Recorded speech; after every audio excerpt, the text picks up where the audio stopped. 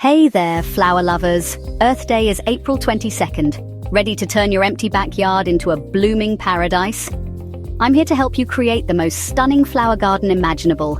Let's get our hands dirty and dive right in. First things first, planning. Yup, planning is essential.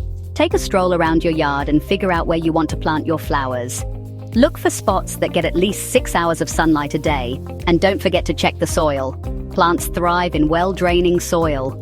Now, it's time to choose your flowers. Go for a mix of annuals and perennials. Annuals like marigolds and zinnias will give you a burst of color all summer long.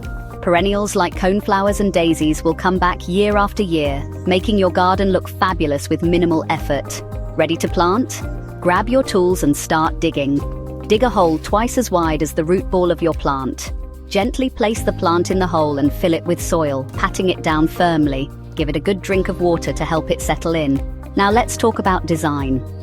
A flower garden is all about layers. Place taller plants at the back, medium-height plants in the middle, and shorter plants at the front. This creates depth and makes your garden look lush and full. Don't forget to add some mulch. Mulch helps retain moisture, suppresses weeds, and gives your garden a polished look. Plus, it's a great way to show off those beautiful blooms. Watering is crucial. Make sure your flowers get about an inch of water a week.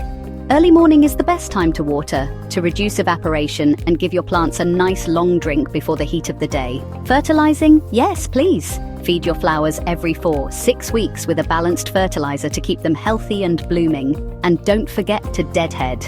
Removing spent blooms encourages new growth and keeps your garden looking tidy. Lastly, add some personal touches.